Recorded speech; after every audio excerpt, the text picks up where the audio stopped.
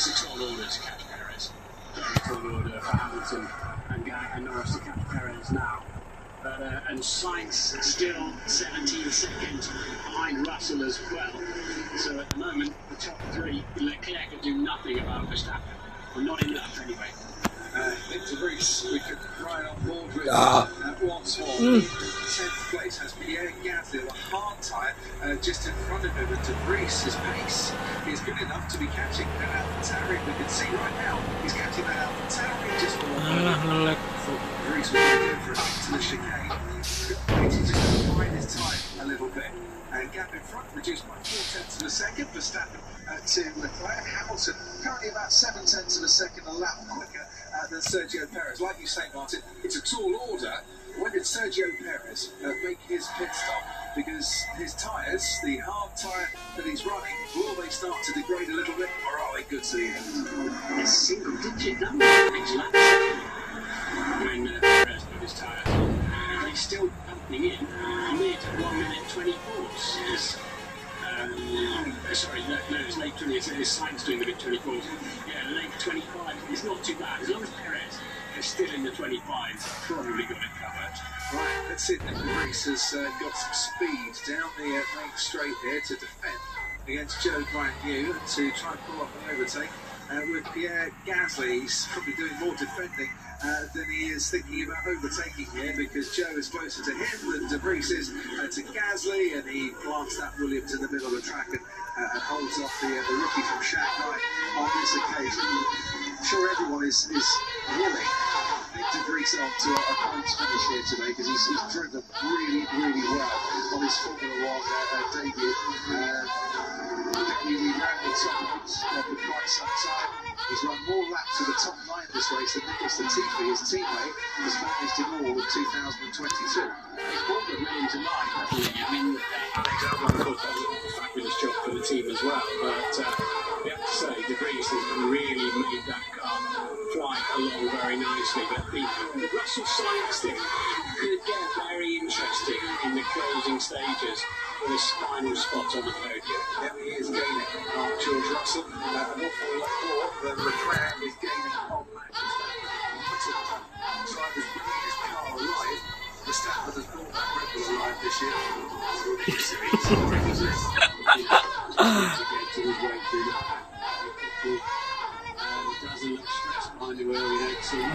Was. Menendang live ban. There goes Charles Leclerc, lapping. Kevin Magnussen, he's got a 5-second time penalty for leaving the track. Advantage. This is a long time ago at the start of this race. The start of this race. So it's all quick start. Quarter, we're going to retire the cars and call the racing box this month. We're going to retire the car and call the racing box. That's another disappointing afternoon for Aston Martin, who just didn't have this weekend, but a slightly draggy car. That's a double DNF for the team. Yeah, it doesn't even say it's got brake issues necessarily. It's like a little block up here with race temperature brakes. Get some temperature out of them and coast in the pit lane. So Lance Stroll retires. He was the only classified finisher in every race so far this season. That record has gone. As Nicholas Latifi there ahead of Mick Schumacher. Once we looked at Lance Stroll retiring, 10 years of another retirement. It was one of those cars overheating, so also it's got a drop in water pressure, so it's a leak in the radiator, and that would have led to the engine failing, and that would have meant a failure down the road. So Alpine just decided to stop the car. Just coming up in smoke, they just thought it was meant to retire. It was an energy recovery system failure for the size tube, and I wonder if it's the same or similar or strong. There seemed to be any problems with the brakes when it came through. There's smoke on the brakes, Martin. You're absolutely right. Just asking to cool the car, but I'll investigate that and get back to the next. Here comes Mick Schumacher and Nicholas Latifi, two drivers it seems fighting on the track and for their futures in Formula 1 next season. And the Haas, well, hasn't quite got the speed there down the straights to try and get past the Williams, but under braking, Schumacher locks up, trying to force his way through, gets very aggressive through that chicane, but in a very nice way. Mick Schumacher locks up, looks to have lost control a little bit, but he absolutely kept control, and he makes the place. Yeah, it was good. I mean, he looked good, but he cranked some steering lock into it, and but immediately gets repast. Cranked some steering lock, and the car immediately turned in towards a very tight corner. And this battle is going to continue on. Latifi got ahead and into the Lesbos. Schumacher just gives it a little wiggle of the rear, and during that point forces the ass past Nicholas Latifi. Nice work from both drivers through the course of 3 corners there. Yeah, let's see how he managed to do that. So, inside tyre, both tyres locked, got off the brakes, just abandoned braking, and turned the steering wheel. Super stuff from Latifi and for Schumacher. The reward for Mick Schumacher is into 14th place for Nicholas Latifi. He's now got Valtteri Bottas right behind him. The same Valtteri Bottas who in the Mercedes last time out finished off the podium from 19th on the grid. That's a little bit further down the way. And we can see Valtteri Bottas wheel to wheel with Nicholas Latifi.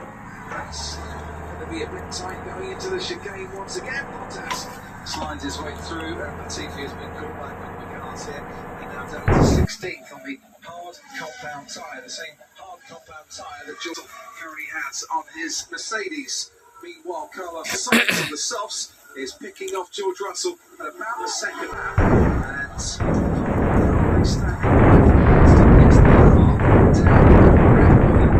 as this for Sergio Perez, I think. He's coming round and into the pit now. Yes, it is for Sergio Perez who locks up, and they realise that Hamilton is catching Perez, and Perez just might be running out of tyres at the end of the race, so we'll concede a bit of track position. He's probably want a fresh set of softs so he can get that position back again. Yeah, and he's going to lose track position there, isn't he, to Hamilton and Norris on that. And there he goes Norris. He's got some work to do now to the end of the lap, if anything. But they weren't quite going to make it, and therefore they might as well stop early and give him a chance to use those tyres, use the grip plan. Yeah, give him 10 laps to go. And Nick de Vries under pressure. Joe Guan Yu, we saw Bottas getting past de Vries' teammate. Nicholas Latifi, there's a lock-up from the Williams. Those tyres seem to be suffering a little bit, those medium tyres. Yes, for a World Championship point in his first Grand Prix, isn't it? This is what Nick de Vries is fighting like crazy for here. He knows it's just almost within touching distance now, a championship point. But Joe Guan Yu knows just what it's like to score a World Championship point on debut. He did it, of course, in Bahrain earlier this season, so the intensity of the scrap continues on as Perez, the replay looking up his brakes. I'm not sure what the reaction was to the state of the tyres there.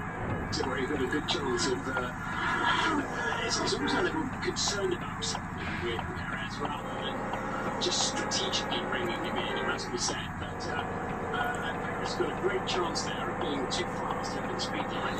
Yeah, I also wonder if he was just checking the wheel rims a little bit, because obviously we saw the brakes being on fire was only damage to the wheel rims as a result of that. Your driver of the day vote continues.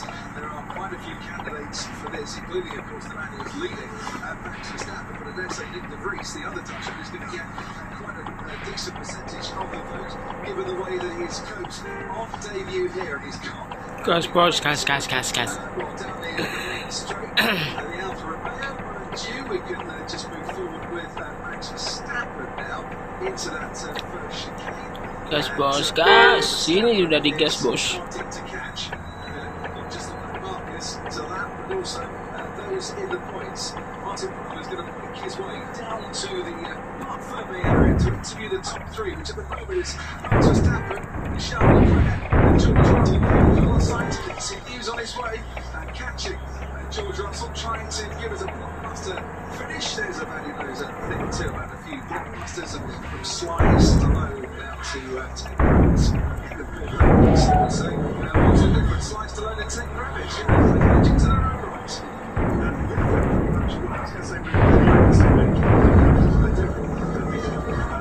I'm curative for this.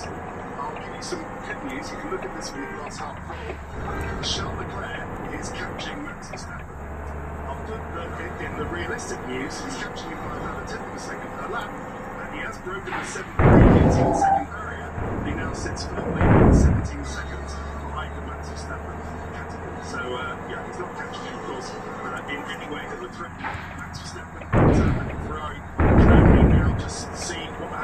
Verstappen's tyres. What do we have? Nyasa. Less than 10 laps to go.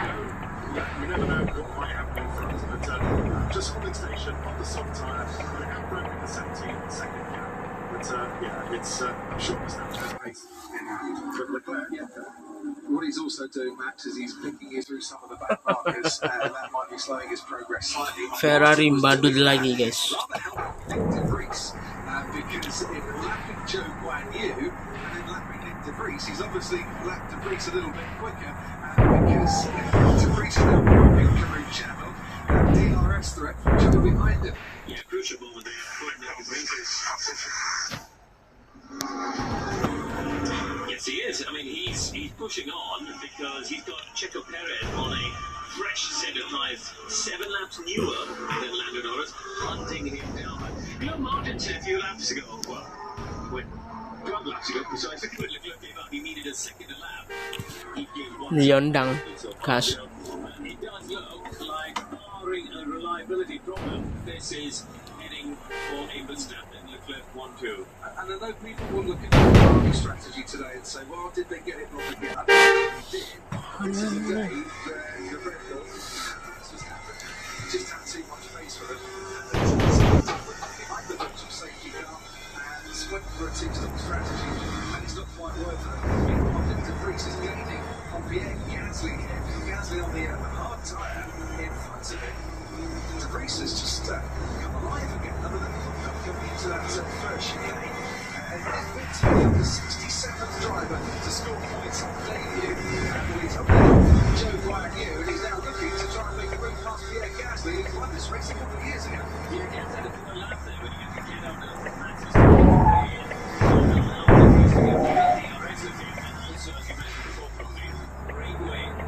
Joe Guan Yu, so the Williams team, they look desperately take another point, but they, I mean, yeah, so far, the championship now, last week, points on the wall. Alex, a minute, second to go. Yeah, we're just looking at the screens and taking he has. Engine problem for Daniel Ricciardo. Now he is parked in between the first and second of the Lesmo corners. Last year's race winner was running in. Yeah. He is now out of this race. We are surely going to get a safety car here. Now this could very much change the context of this race, and they're waiting to maybe receive cars from Verstappen. It's carried on. Race control still debating. Do we need a safety car? Do we need a virtual safety car? Is there a carried out of the way so that we can just cover that off with yellow flags? And Verstappen goes through. The second place driver goes through. And Charles Leclerc, whilst that McLaren is still stranded. It's not necessarily going to be a safety car there. I've seen Lewis Hamilton retire at that very point. Now we are going to get a safety car. Two have gone through. George Russell is now right at the entrance to the pit lane and has come into the pits.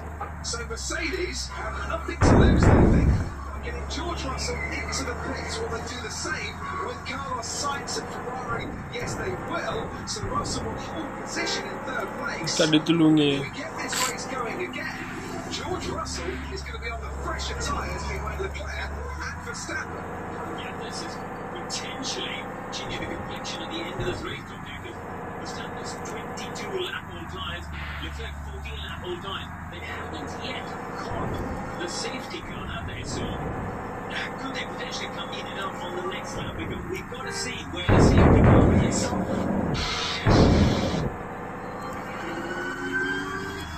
what I was saying there. So they haven't yet caught the safety car. Verstappen coming up to the parabolic here. The safety car, as you can see, not in front of him. And he's got 21 seconds on the clock, so he should be able to get the restart. Leclerc should be able to get a free stop too. We do not get in position in Christian, so stop this lap.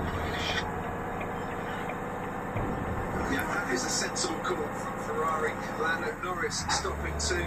Here comes Max Verstappen to make his pit stop. We might finish this race behind the safety car. Has anyone stayed out? I don't think they have. 2.7 seconds stationary for Max Verstappen. A few others are staying out, but behind the leading quartet, Verstappen, Leclerc, with Sainz, who have all pitted. There are 9 lapped cars that need to unlap themselves. Leclerc is now going to pick up, going to pit stop. Seventh car. Yeah, Charles Leclerc does stop, and that's why it was important for Max Verstappen to keep that 17-second gap in case something like this happens. A free pit stop for both Verstappen and Leclerc. We are seeing the Williams stop as well. De Vries came on the radio saying his brake pedal was going long, Karun, which is concerning. So let's see what happens. It is possible that the race will not restart. They won't be able to get this all sorted out before the 3 laps concludes. Well, if the safety cars come out, that's good news for Nick de Vries with a long brake pedal, because that's related to temperature, and this will allow the brakes to just cool right back down. So if we do go racing again, it's an excellent point. Will we get any racing laps? Let's have a look on the left-hand side of our screen. Where is the... it looks like it's still there. It's still there. It's still here. You see, that's going to take some moving, I think. Now, Lewis Hamilton, I don't think has got a free pit stop here. If he pitted, Sergio Perez would pass him, and that's why it was almost a double stop there to see if Red Bull would fall for it. The last thing Mercedes want is to put Lewis Hamilton. Perez stays out. We don't resume this race to the champion flag, and Hamilton loses a place. Will they red flag it if they can have a standing start finish for the last 3 laps? Well, it's an option, but tend to normally just red flag if there's been a crash and there's debris on the track and there's barrier repairs that are made. You can argue, would it be in a sporting context slightly unfair to red flag this now, because you've got a safety car, it needs moving away. It's not like barriers need fixing, debris needs clearing up. I would imagine not. Feels a little bit like that because when you want this, isn't it? Where we got the late safety car. I mean, I'm fascinated to see, because we've got 3 laps ago of that car.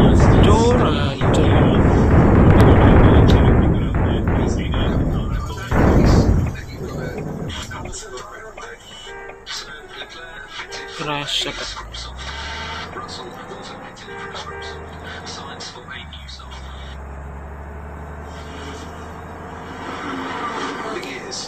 As well, when we get tyre updates, Charles Leclerc is still a very long way behind Max Verstappen. The field not bunched up. I would hazard a guess that this race is going to finish behind the safety car. It's a 3.6 mile lap, so it's quite a long lap, but the safety car goes at a fair pace when it comes out here. We're running out of time to get this race restarted. Where is the safety car? I still haven't seen it. The Martians have clearly given up, and they're just standing by the side. They've given up trying to get Ricardo's car out of the way, so they're going to have to wait for something to lift it out of the way. Well, in which case, if that car isn't moving without any help from a low loader, this is going to finish behind the safety car. But I think something is coming out through the trees to pick that car up and to move it away.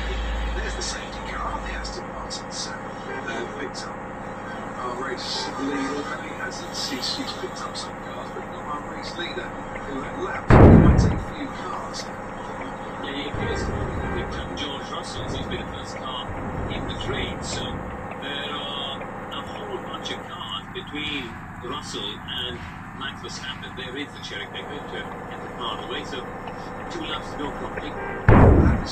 That is just going to have to wait there and not move for a few moments, because the cars are approaching the first of the Lesmo corners, and you don't want to have anything moving on the track when the cars are going past. So Ted, down to you. Yeah, so the likes of Pierre Gasly, Nick de Vries, Zhou Guanyu gaining on this not stopping that they got under that safety car. Lando Norris did. George Russell has just been an interesting radio message. Ferrari batut lagi. He could overtake the safety car and get into formation. I'm not sure how that's been actually published on page 3 of the information screen, has it? They said, his engineer, Mercedes engineer said, yeah, I think there is a green light on the Ferrari batut lagi, tuan rumah Raiso menang. So I'm not going to do that, so he's held position. Just looking here, even with my glasses on, it looks yellow to me, Peru channel. Yeah, no, I think it is green. But bizarrely, that's why they're going fast. I mean, we haven't got the message on page 3. There's a green strip in between the 2 yellow lights there. Yes. And there is the race leader. Now he's been picked up by the safety car. That's why it went to yellow. Yeah. So I think that was right. I think the message, for whatever reason, just to explain to people at home, timing page 3 is the page where we all get the information from race control. When I say we all, us, the commentary box, as well as the pit wall, it hasn't come up. Normally it comes up for the cars to go past, but this is going to take too long to sort out because George is third in the race, but he's only just passed the safety car. Well, of course, it is at the race director's discretion, isn't it, to let the lapped cars racing again. They normally like to get the lapped cars, you know, normally all of them out of the way, sometimes just some of them out of the way, and hopefully I don't think we've got time to get a lap in here if they do that. Ted, down to you. Yeah, and certainly a lot of the teams down here in the pit lane tend to agree with you up there, Crofty and Karoon. Ferrari just looking terakhir guys, sangat menegangkan antara Sebastian Vettel, Charles Leclerc dengan Max Verstappen di Formula 1. Terima kasih, hati-hati di jalan. In hindsight, you could argue that if the race was immediately red flagged, we would have been treated to a grandstand finish, and it would have been at least a finish that isn't behind the safety car. But they are not the considerations really by race control when something like this happens. First of all, let's clear the accident as quickly as we possibly can.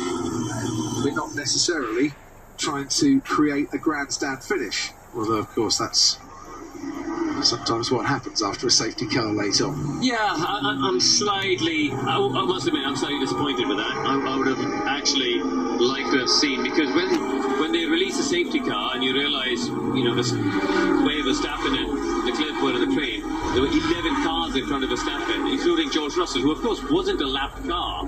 You know, he was just the first car on the train, the way the pit stops shook out. The point I would make though, Karoon, is that if there's something on the track, then like the cherry picker, like the JCB, then it might be best to red flag it. So that's what I'm saying. I'm saying I'm disappointed they didn't red flag the race while the order was so jumbled up, and then we would have had a three-lap race from a standing start, which would have been quite exciting for all of us and everyone watching at home.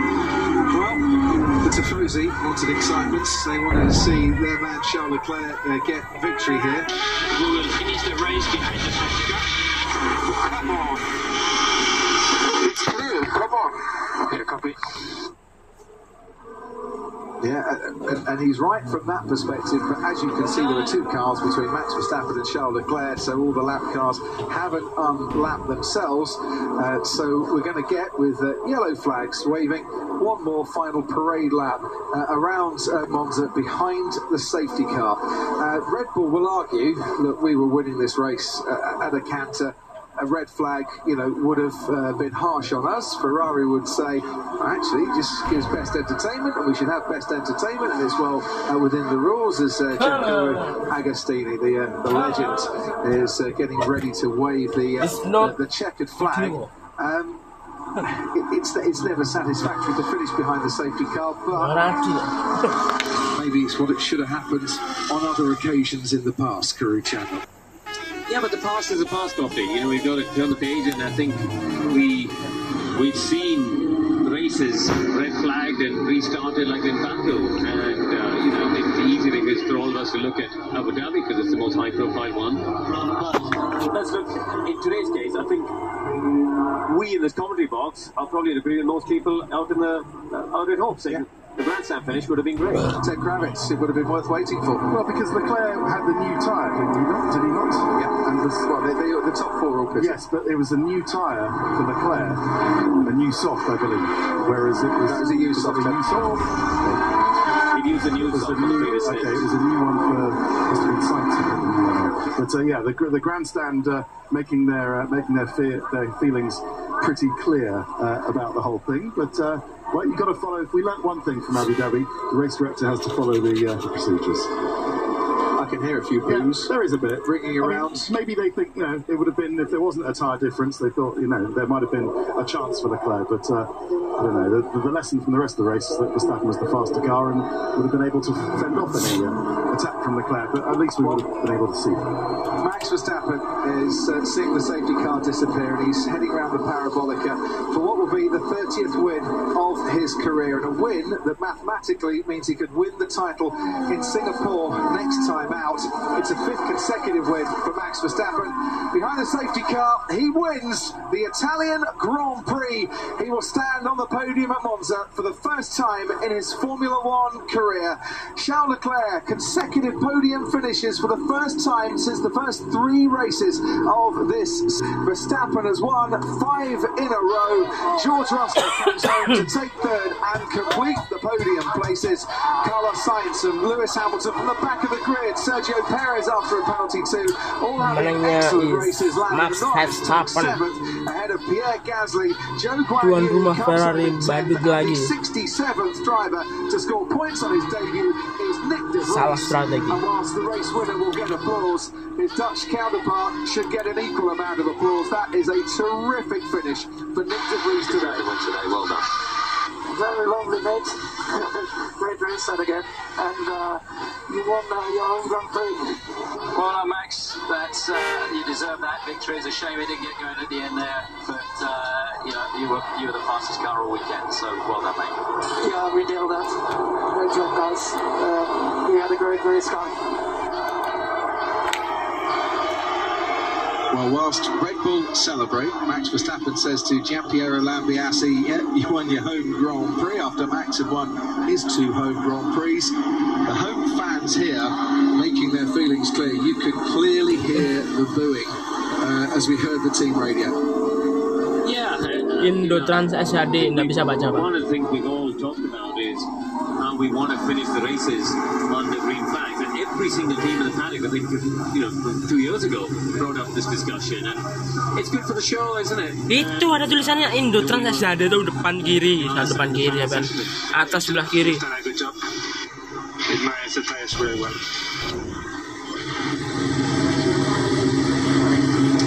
Disguising the fact that really the only chance Ferrari would have had to win this race today would have been a red flag towards the end and starting on equal footing with Max Verstappen. I don't think their strategy was wrong today in any way, shape or form. They threw what they could at Verstappen and at Red Bull, but they truly just didn't have the pace in their home backyard to take on Verstappen, but Leclerc should feel happy with that 2nd place.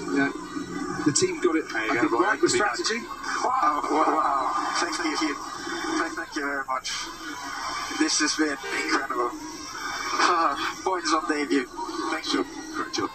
Great job, Nick. Fantastic. You're so much deserving. Thank you, Jost. Thank you. Much appreciated. My shoulders are dead. I'm not surprised. I'm not surprised. Coffee at the Mercedes motorhome yesterday morning turned into a dash down to Williams and qualifying and then a race that he really wasn't expecting. I am hugely delighted for Nick de Vries that he got driver of the day today, and a couple of World Championship points. He absolutely deserves it, and I really hope we see Nick de Vries on the grid full time in the future, because he's a very talented young man. A Dutch star for the future maybe in Formula One. He is a Dutch world champion, of course, as is this man, Max Verstappen, and as I mentioned, Karun, he could go to win the World Belgia, Championship. Belanda, Italia disapu bersih.